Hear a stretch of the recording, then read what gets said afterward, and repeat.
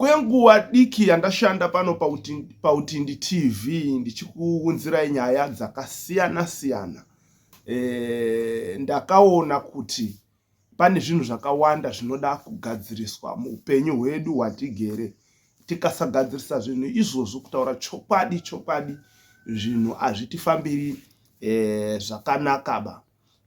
Makadi sorry, ndada kudoti makadi mhuri yangu, makadiko mhuri yeZimbabwe kusangana kwatiri kuita nhasi. Ndauya nechirongwa ichi chandiri kuti inini ngatigadzirisei, ndo zita rechirongwa chedu. Ngatigadzirisei. So pandiri kuti ngatigadzirisei, pane ma-issues, pane zvinhu zvandakaona zvinokanganisa vanhu mukurarama. Saka imimi neni, iwe wakanditarisa neni, tisu tikufana kugadzirisa zvinhu izvi. Ini ndichataura panapa, iwe unotaurawo mucomment section. Anditika tigadzirise maproblems. Ndosaka ndati ngatigadzirisei. Ritori dare rako iwewe neni na uyo. Tiri padare patiri kuti ngatigadzirisei maproblem. Pane maproblems aripo atinofana kusolva iwewe neni. Ndosaka chirongwa chechidu chichinzi ngatigadzirisei. So nhasi ndauya tiri muchirongwa ichocho ngatigadzirisei, ndauya nemusoro wenyaya unoti pamba pehama hapasi pako. Pamba pehama ndepehama, ndepamukoma, ndepemunin'ina, ndepatete, ndepababa munini, ndepasekuru. Hapazi pako. Pamba pehama. Right. Ndoda kumbotora couple kana kuti baba namai vari mumba mavo vakarorana vari vaviri, baba namai. Anditi yatingati isusu couple yevaviri kana kuti imba kana kuti marriage wanana, whatever madaidzira atingaita iwayo. Pane zvinhu zvinoshupa munhu, pane vanhu vanonetsa. Kuroorwa kwakaita Susan achirorwa naGibson, pane vanhu vari kushupa pavanhu tu ivava. Ivo vari tu vakadanana, vakawirirana, kana uri muchato wakaitwa, kana vasati vaita muchato vari muprocess, asi pane vanhu vakutoshupa. Tisati tataura Satani anonetsa dzimba dzevanhu, tisati tataura mweya yerudzi inonetsa dzimba dzevanhu, but pane vanhu tu, kwete tu, pane vanhu vakunetsa vanhu tu ava. Anditi pane vanhu vakutoshupa vanhu vaviri ava. Anditi so ndo vatiri kuda kuona kuti ndevapi vanhu vari kunetsa ende zvikonzero zviri kuita kuti vanetse ndezvipi. Toona tochizvigadzirisa. Ndosaka tati isusu ngatigadzirisei. Ndobva tapa musoro weshoko, musoro wenyaya unoti pamba pehama hapasi pako. Ndofunga musoro wenyaya wandiri kupawo kuti pamba pehama hapasi pako uri kutotanga kugadzirisa, uri kutotanga kutokugadzira iwewe wakagara ipapapo. Iwewe unonyanya kushupa kumba kwasekuru, kumba kwamukoma, kumba kwemunin'ina, kumba kwatete. Musoro wenyaya uyu watotanga kutokugadzira izvozvi tisati taenda mberi. Right. Ndakumboerenga vanhu vandalista vashoma panapa vari kunetsa. Handiti ndinozviziva kuti dzimwe dzimba, dzimwe mhuri, vanhu vakagara zvakanaka, ava vanhu havashupya, asi kune dzimwe mhuri vari kunetsa vanhu ivava. Uyai, number 1, vamwene. Number 2, vanatete. Number 3, vanun'una nevakoma. Number 4, vazukuru.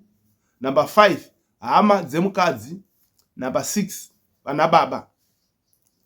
Ndoda kuchibata 1 by 1 palisti rangu irori.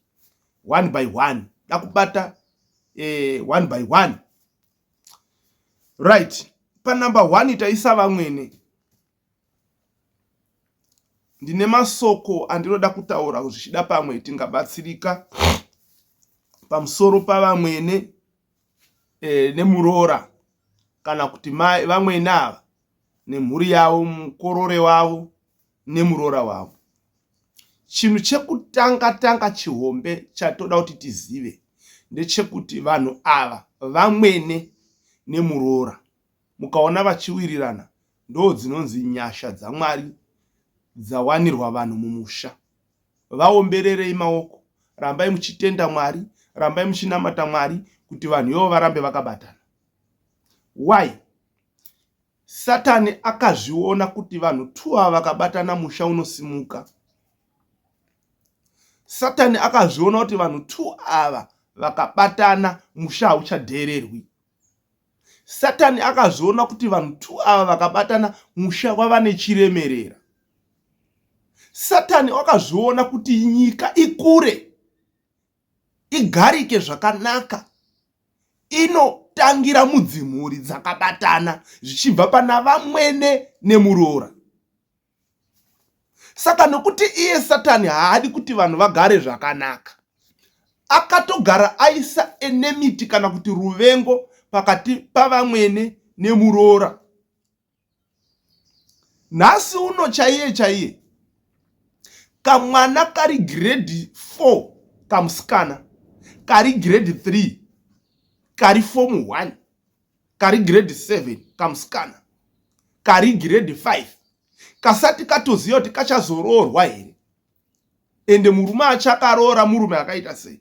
Ikakako ukakabvunza nhasi kuti uchagara sei naamwene, kanotokuudza matactics nemastrategies akachashandisa. Unotozwa kachitomborasika kachiti haina handidi zvekudhererwa, haina handidi zvekujairirwa, inini ndinovhara munhu kutaura vamwene vakasati kaziva kuti murume achakaroora anenge aina mai here kana kuti inenge iri nherera. Panotori neenemity yagara yakaiswa kudhara naSatani pakati pemuroora navamwene. Right? Tobva ipapo toenda kuna mai vane kamwana kavo kamukomana, kari grade 3 kamukomana, kari grade 7 kamukomana, kari form 1, kari grade 2, kari kuyamwa kamukomana. Unonzwa mai vavo vachitoti inini manje inini varoora handijaidzi. Inini varoora handitojaidzi. Handitombodi zvekujairirwa, inini ndinodai, ndozodai. Vari kurongera muroora wavasati vaziva kuti mwana wavo achakura here kusvika pakuroora kana kuti unenge afa. Mwana uyu acharoora munhu wakaita sei? Acharoora here kana kuti haatoroori? But vatoronga. Why? Because vatova vamwene ka kungobara mukomana ikokoko chehuva mwene chiya chatonyuka, ende neruvengo rwuya rwatoiswapo naSatani rwekuvenga muroora asati auya, waasati aziva kuti kuchauya muroora akaita sei. Unovada here kana kuti usingavadi? Saka vanhu ava muri kuona kuti pavachasangana, kamusikana kari kachipulanira vamwene kari kuchikoro kaya namai vanga vachipulanira muroora wavo mwana wavo achiri kuyamwawo, pavachasanganiswa kuzidhuma pachabuda basa rakadii. Aiwa, ngatimboonesanai hama dzangu, ndabvunza mubvunzo. Panobuda basa rakaita sei pakati pevanhu ava vasangana? Nokuti chakatobaya chikatyokera, chakatopinda mumwanasikana achimudiki, chakatopinda muna amai ava, ende iye mwanasikana ari kukanganwa kuti soko raMwari rinoti chaunodyara ndo chaunocheka. Animuzona ari kukanganwa kuti naiye achakura achaitawo vamwene, zvaaingoitawo vamwene vake ndo zvaachaitwa nemuroora. Kazhinji vakadaroivo vanotozvara vakomana chete kuita kuti mhodzi yaakadyara imere azokohwa. Naivo vamwene vane kamwana aka kachiri kuyamwa vari kupulanira muroora, mwana achiri mudiki, vari kutokanganwa kuti naivo vachachemberawo, kuchauyawo kamuroora. Handimuzona. So kana uri muroora uchaita vamwene, kana uri muroora uchaitani vamwene. So ngandichidzoka panyaya yangu, pamba pehama hapasi pako. Kungozvipedza, vamwene ngavazive kuti kana mwana aroora haasisiri mumaoko mwavo. Bhaibheri soko raMwari rinoti mwanakomana uchasiya baba namai vake musikana uchasiyawo baba namai vake. Vaviri ava vachanamatirana kunamirana vave nyama imwe chete. Votanga chinhu 1 chinonzi marriage vari 2. Saka bvumai kurumura mwana imi vamwene first. Bvumai kuti kana mwana arora arumuka momusiya asununguke kuita zvaanoda nemudzimai wake. Musingati mudzimai wako azodai musingapindiri nekuwanza kuisa mitemo. Mutemo wemumba mwenyu hausi mutemo wemumba mwemwanakomana wenyu. Handitika zvizive izvozvo kuti mwana wenyu atova baba ane right yekutangawo zvinhu zvitsva zvake zvamuchazoyemura futi mangwana kuti yai onaiwo kubara kwangu. Musiyai aisewo mitemo yake, voisi rizike mumba mwake nemudzimai wake nemhuri yake kuti muna baba vari muno. Although muchivagaidha pavanenge vorasika nekuti muri munhu mukuru, hamuzonyarari kana vana vachirasika. Saka munenge muchigaidhawo pano nepapo, asi musingakwani mumapoto emwanasikana uyu, mwana wenyu uyu muroora uyu. Musingakwani kubva mapinda kupindiridza nekuisa kumitemo twenyu. Mitemo yenyu ngaishande mumba mwenyu, mungamushande mutemo wemwanakomana nemwanasikana varorana ava. Imi muripo kuvaumbiridza nekugaidha pavanenge vachipoya nekurasika. Handiti iwe muroora manje woremekedzawo zvevamwene, wodawo vamwene, kuda vamwene, kuda. Unoda vamwene here iwe kana kuti unongoda mai vako chete? Ndopane imwe nyaya ipapapo. Unovada here samai vako vamwene? Manakidzira azvinoita uye madadisira azvinoita muchifamba sehangaiwa navamwene, kungoti vamwe mune musingazvioni. Uye zvinofadza, Bhaibheri rinoti zvinofadza sei kana hama tarirai kunaka kwazvo, kuna mapisarema, tarirai kunaka kwazvo kana hama dzichigara pamwe chete nerugare. Kana iye mukomana anosekerera achikona kuti mama, wachinja language, wafurata nokuti wakatoya zvachose mumusha imomo, nechitupa chakutochinjwa. Nechitupa chatochinjwa. Kana wainzi wekwazhakata zvatochinjwa, wawe kwachimpetu kwawakaroorwa. No, handisi kurodza zvangu wekwazhakata kwachimpetu, but ndikupa example. Kani mazona. So, wakuchitota ukazi muri wekwani wakutaura kuti ndiri wekwachimpetu. Kutaura kupi kwawakaroorwa ikoko. Ati mazona.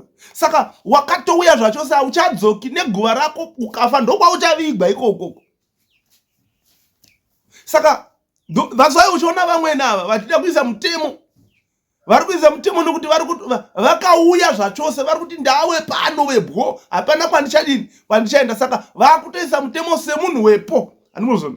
Although paine kuzorasika pano nepapo, but vakatozvigamushira kudhara. So chimwe chinoratidza kugamushira kuti munhu wauya zvachose ende murume wako kuti anozvida izvozvo, kuratidza kuti wakauya zvachose, woda hama idzi, woda vamwe navo, wozvisabvumita, wovada uchitovarova nemasurprise pamabirthday, uchivaitira zvimwe zvinhu, pamwe pacho ukabika oneka nyama wongova surprise, wakavhara mukabheseni woisa, kana vari padhuze muchigara padhuze nepadhuze.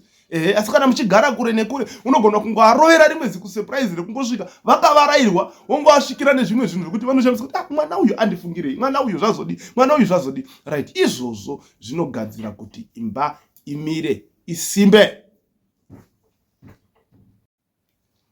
Right. Regai tiende pana vana vatete. Vana vatete vakawanda ka. Apa tanga tichitaura vamwene munhu 1. Zvino vana vatete ihobho.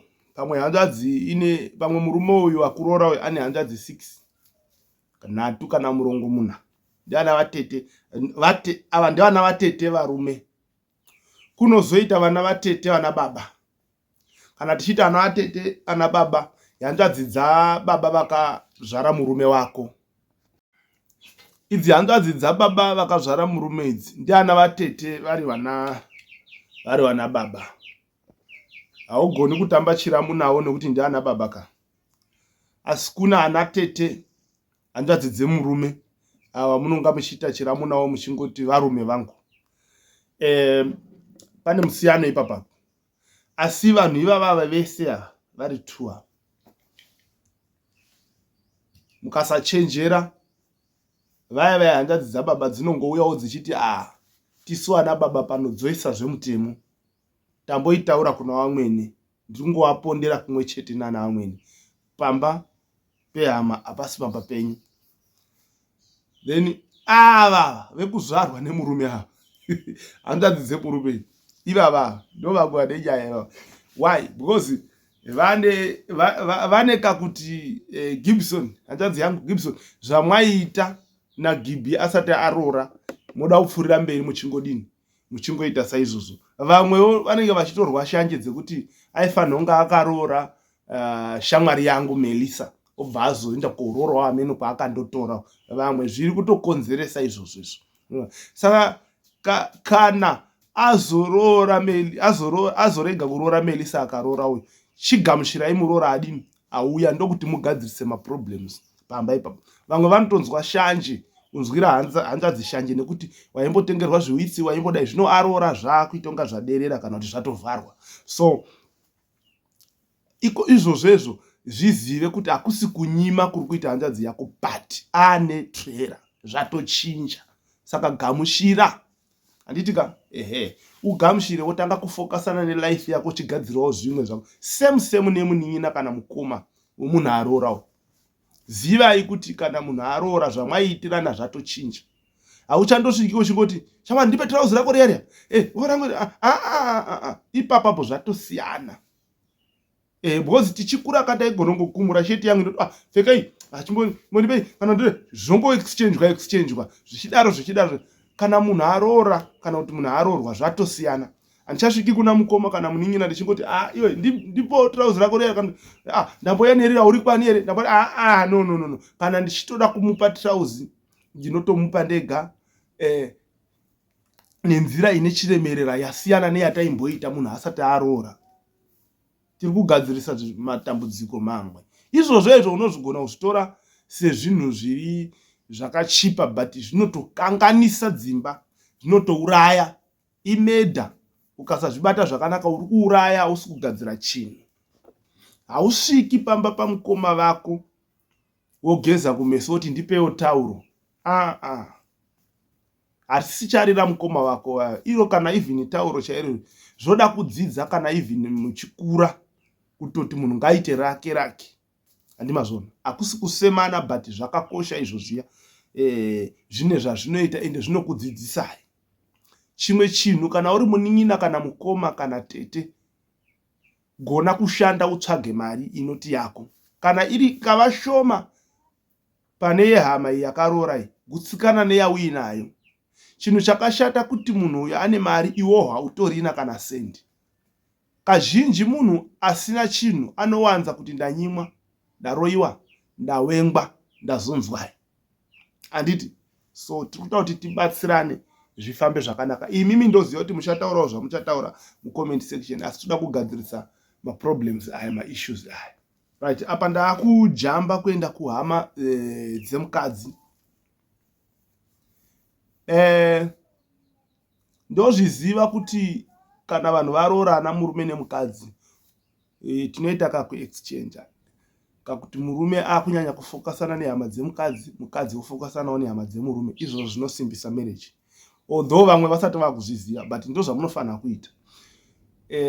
Hama dzemukadzi kana dzichiuya pamba pakaroorwa mwana wadzo, dzichida mwana wadzo kuti auye kumbondo vabatsira kana something kumusha kwavo, kana kuti vane rwendo rwekuda kumboona dzimwe hama dziri kumwe pakati, hamusviki muchiti Melody tauya toda kuti uuye, kana kuti iwewe mai Chimuti uyai kudai kune zviri kuda kurongwa kumusha. Munonanga pamupasha wenyu moti mupasha tikukumbirawo mudzimai wako, ndava uyu mukadzi wemunhu, asiyana naMelody wenyu wamakakura muchiziva uya mukadzi wemunhu. Saka munonanga pamupasha murume wacho, endezvo zvinoratidza respect nechiremerera. kana even kumba kwashata muruda kubatsirwa nemari kana chikafu whatever, nangai mukwasha wenyu, musasananga mwana wenyu. Nemiwo hama dzemurume mouya apa, chinangaiwo muroora. Musasaramba muchingoti kumwana wenyu. Zvinoita kunge uyu asina basa. Handi mazona. Ende zvinoparadza dzimba izvozvo. Handi muzona manje. Uye zvinokonzera maproblems kana vazosara vari vega. Saka hama dzemukadzi ngadzinange mukwasha wadzo, hama dzemurume dzonanga muroora wadzo, pane zvinhu zvavari kuda kuita kuti tisunganidze imba iyi. Handitika right. Hatichatenderwi. Pane mamwe majokes asingadiwi. Handitika pane mamwe majokes asingadiwi. Uye pane pamwe panoita kuita majokes nepamwe pasingaiti. Zvakafanana nekuti uruziva kuti uyu iwe uri hama yemukadzi, ungoti kuno muchazopedza kuroora here? Kufana utatarika ka muchazo munoroora imimi, munobvisa chinhu. Vakomana, kana kuti kuoneka mwana kwati ndaudza baba kuti chirorai, Mwari iri kudiwawo, uyaidemo. Mwe zvacho munotonga muri kuita majokes but zvichitokanganisa. Kana muchida kubvunza chuma, munotonyatsa kutouya mukwasha tauya, chimbotionawo. Kwete kuti zvoita kunga majokes kana zvotaurirwa uko zvodai neshiri dzichizwa.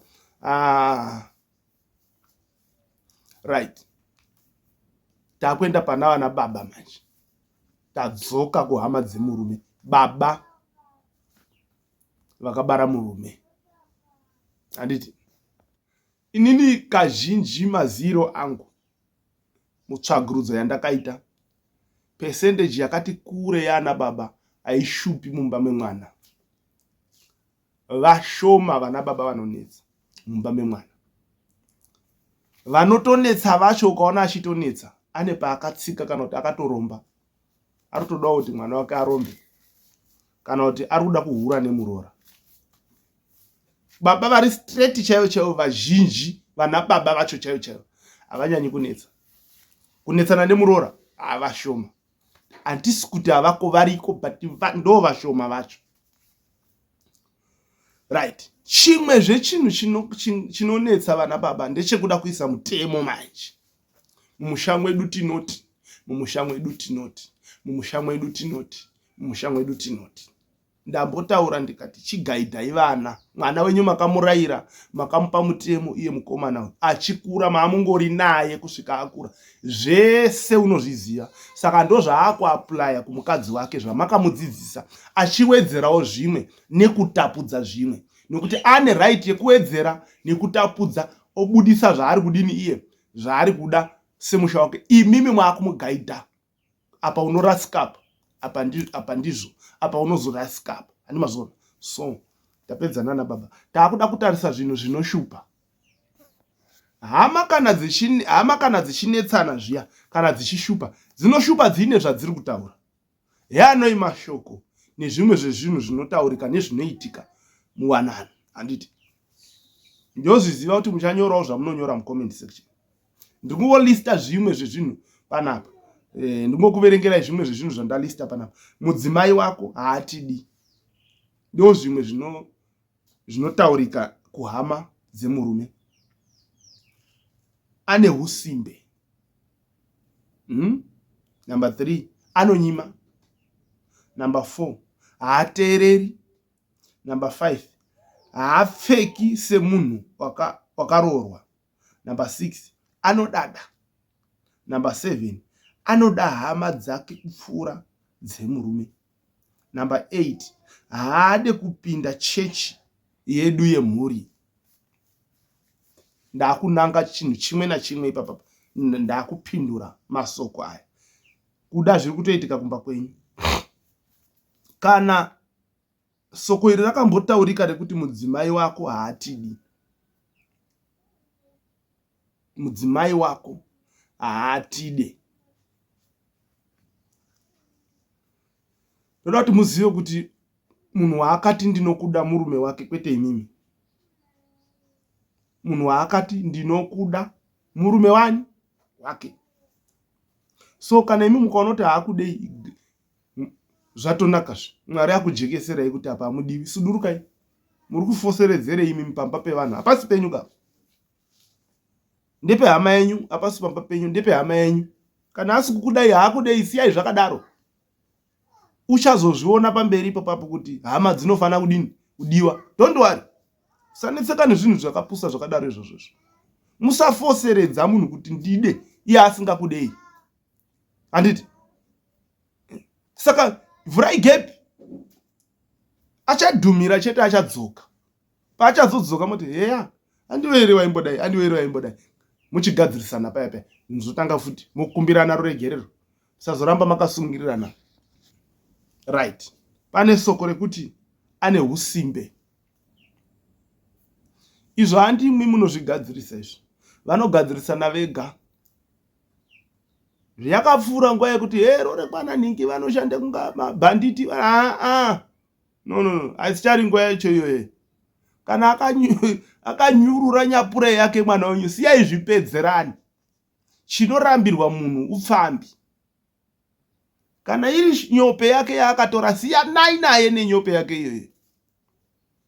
Plus ngazvibve mumaindi, zvibvisei zvachose zvekufunga kuti kana ndakaroora munhu takamurorera kuti aite mushandi. No, hazvisizvo izvozvo. Ngazvibve zvachose. Emimi tipewo pfungwa dzenyu mucomment section. Vamwe vanocomplaina, number 3, vamwe vanocomplaina vachiti anonyima. Zviri pakawanda. Ndakambozwa kune umwe musha, amwe baba mukuru achicomplaina mudzimai wako anonyima astereki. Anonyima zvisingaiti. Patakazoita tsvagurudzo tobva tatozotoona baba mukuru idzi dzakambosvika kuna maini dzichikumbira rudo. Vadzanyimwa rudo. Kubva ipapo zvakabva zvaita gonzo nachin'ai zvatosorana. Anonyima. Baba mukuru ndo anga amperi pese kupopota. Uyu akazodai akadzoke kumusha kwake.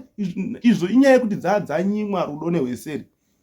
Dzaida kuhura nemukadzi womunin'ina. Uyu ndobva aramba. Vapatomuka rovengo.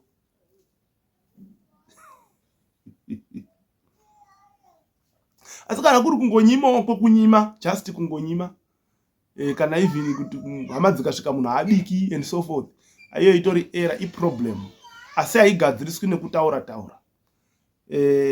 Tinogadzirisa nedzimwe nzira kwete dzekupopotedzana nekutaurirana. Tinodzidzisana, tichitrainana kuti zviite zvakadini, zviite zvakanaka, nekuti zvinonzi ukama igasva unozadziswa nekudya. Haungatiwo pamba pasvika vanhu ungoti yawa pasina chiri kubikwa, pasina kana mvura. Izvozvo zvinenge zvisina kunaka. Vamwe vanocomplaina vachiti panumber 4 haateereri. Ipapapa garai mabvisa nyaya yekuti kuteererai.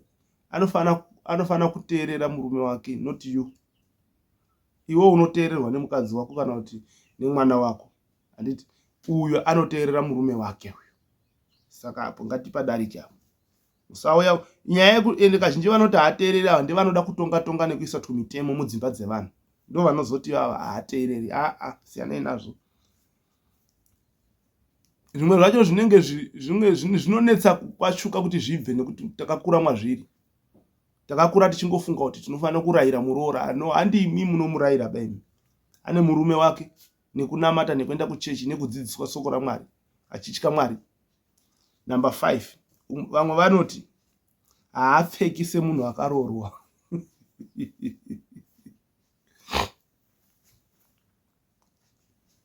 Kupfeka zvinosiyana kuti murume wake arikuda kuti apfeke sei.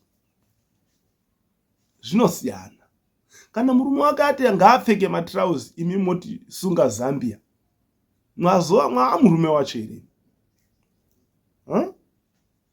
Munozotipinza mune imwe topic yatatisikadi kupinda.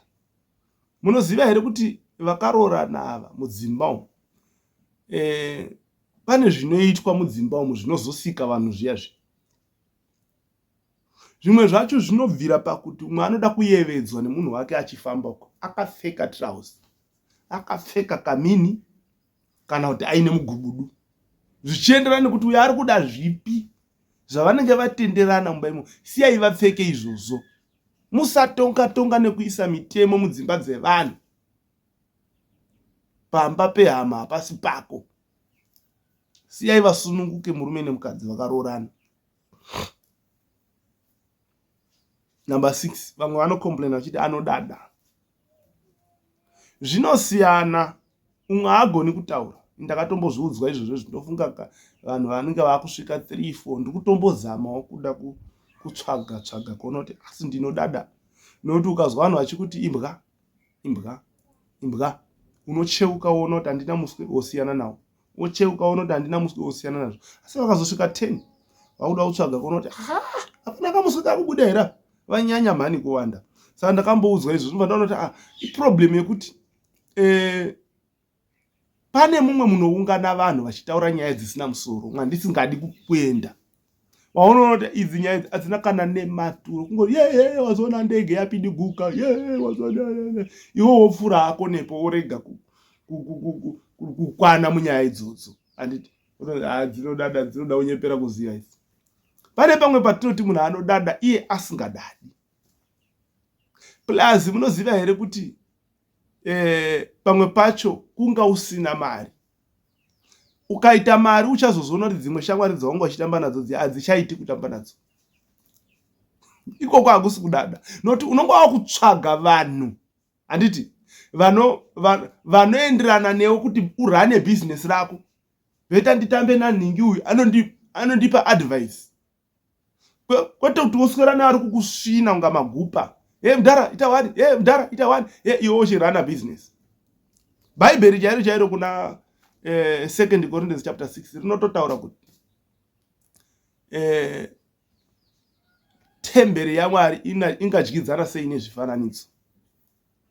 Wakarurama ungava nemugove weiko neusakarurama. Rinobva razoti budai pakati pavo muzviraure. Ukaona kuti vanhu havatisi kuenderana, unongobuda pavari wogura ushamwari, kwete ukama, wogura ushamwari navo. Anditi ikoko hakuzi kudada. Pamwe mune musikakliki pamaitiro enyu, hakusi kudada ikoko. Ameno ndinotadza kunyatsa kuexpressa zvandiri kuda ipapo. But ndofunga muri kuzvinzwisisa zvandiri ndibatsirewo kunyatsa ndoziva kuti kune mashasha anonyora. Right. Number 7, vamwe vanokomplaina vachiti anoda hama dzake kupfuura dzemurume. Izvi zvinotoitika izvi. Zvinotozotora kudzidza kwemunhu nekufamba kwenguva achidzidziswa kuti akwachuke abve kuhama dzake, kwete kubva kudzivenga, kuti anamire nehama dzemurume, azive kuti dzinofana kudiwa. Izvi zvinoitika izvi. Zvakutoda iye azive kuti ndinofana kuda hama dzemurume. Number 8, haade, ndio inova yekupedzisira iyi, haade kupinda chechi yedu semhuri. Imimi kana muri kuenda konamata zvifananidzo ndoendawo here nekuti ichechi yemhuri? Ndo mubvunzo wangu. Kana muri konamata zvifananidzo ndochingoti nekuti ichechi yemhuri ndakaroorwa ikoko saka ndakuendawo konamata zvifananidzo. Ini ndakakuti nditoroorwa nemwana wenyu ndakatokwira makomo ndichitsanya. Mwari akandipindura akandiratidza kuti roorwa naSoromoni ndiye murume wako. Muchinditsvetesa Mwari uya wakandipa murume, makuchinditi ndichinamata zvifananidzo zvenyu. Munhu anotenderwa kunamata chechi yaari kuda. Kana achida kuita zvekun'anga nemasvikiro siya yaiti. Pamutemo wenyika yeZimbabwe munhu anotenderwa kunamata zvaanoda nepaanoda nenguva dzaanoda. Saka ngatisasungirana panyaya dzekunamata idzodzo. Ngatisasungirana. Anditi kutendeutsa munhu kumuisa kuchechi kwenyu haatendeutswi nekuziva roorwa saka chipinda chechi yemurume. Anotendeutswa nekuparidzirwa Jesu. Preach the word of God. Ndo rinoconvinza munhu kuti no, ndada kuenda kuchechi uku. Haafoswi kusungwa tambo nekuti waroorwa kuno kusakapinda chechi. Hakuna zvakadaro. Munhu anopinda chechi yaanoona kuti ndinosangana naMwari here. Nokuti kune dzimwe chechi dzekundoungana. Tandoungana tapedza tadzoka taparara, taungana tapedza tadzoka taparara, maproblems hope, hapana dambudziko rekusorovheka. Mamwe ari kutowedzera, urombo huri kutowedzera. Satani akafunda chitsero, dhimoni reurombo rakafunda chitsero mumba imomo. Uya badzi kuchechi kwedu, uya chechi kwedu nokuti waroorwa. Emi kusadzvanyirira vanhu ba. Hatidi vanodzvanyirira vanhu sekudaro. Handiti? So ndo nyaya yandakabata nhasi. Chiregai ndiione pekuiturika mubhaibheri ndikuverengerei masoko ari panapa. Ndichibva ndabva pano tosangana pachikamu chinotevera. Ndiri kutsvaga Ephesians.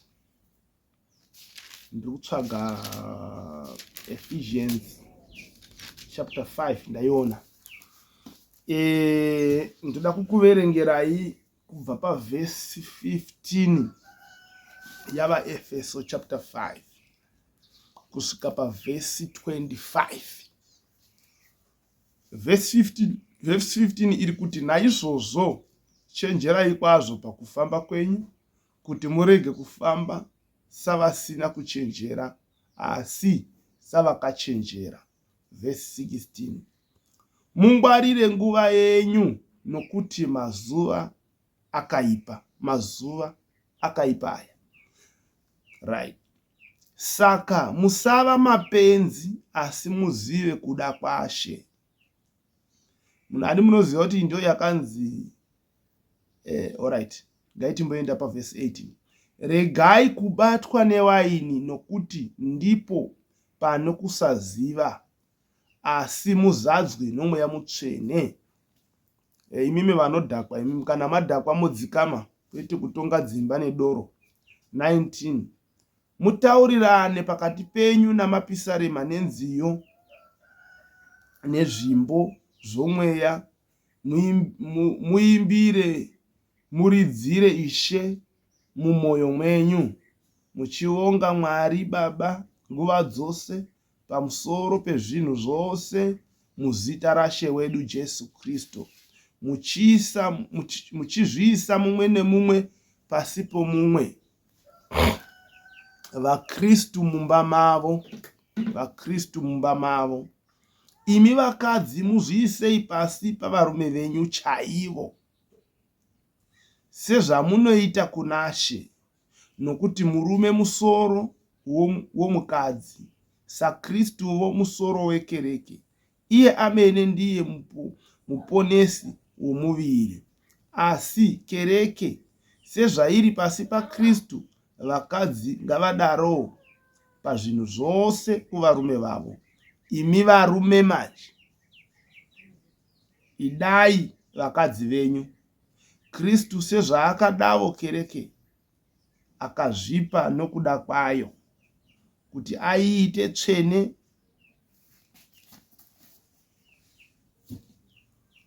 ndakunamata. Tinokutendai Mwari, ndanga ndichidzidzisa soko renyu, chitaura nemuromo pamwe pacho unopotsa, unorasika.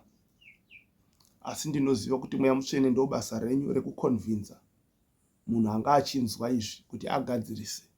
Ndinoziva kuti pane wanano, pane marriage, pane mhuri dzabatsirika nokuda kwemasoko aya. Tinokutendai Mweya Mutsvene nekupfurira mberi muchigadzirisa panguva dzatinenge tisiri kutaura tanyarara, asi imi muchitaura, muchigadzirisa maissues, kuti vanhu vave nerugare rwakanaka, kuti nyika yedu ive nerugare rwakanaka. Zita renyu rikudzwe, rivongwe, ribatwe neutsvene. Muzita raJesu Kristu weNazareta. Amen. Thank you. Ngatisangane muzvikamu zvinotevera, hama dzangu. Bye bye. Fear not, sin not.